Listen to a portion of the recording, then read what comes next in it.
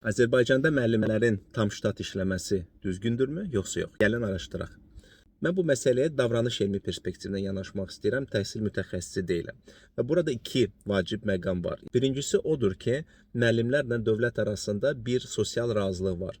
Müəllimlər seçkilərdə və onların təşkilində iştirak edir və dövlətin əmin-amanlığını və stabilliyini qoruyur və bunun müqabilində də dövlət onlara əlavə qazanc imkanları yaradıb ki, onlar repetitorluq edərək yaxşı pul qazana bilsinlər.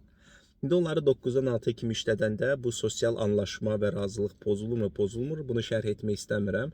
Düşünürəm ki, bunu Elm və Təhsil Nazirliyi məndən yaxşı başa düşür. Mən ikinci məqamı şərh etmək istərdim. Biz bilirik ki, müəllimlərin əksəriyyəti qadınlardır və qadınların müəllimlik peşəsini seçməsində ən böyük üstünlük odur ki, onlar iş və həyat balansını qoruya bilirlər. Onlar günün birinci yarısı özlərini inkişaf edərək, cəmiyyətə fayda verərək müəllimlik edir, başqalarının uşaqlarını böyüdür və saat 2-dən sonra evinə qayıdaraq ev quruculuğu və öz uşaqlarının böyüdülməsinə vaxt sərf edə bilir.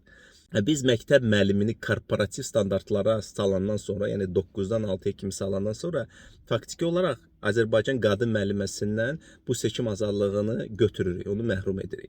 Sonda nə baş verəcəkdir? Yenə də Azərbaycan ailəsi ziyan çəkəcəkdir, Azərbaycan qadını ziyan çəkəcəkdir və Azərbaycan uşağı ziyanını çəkəcəkdir.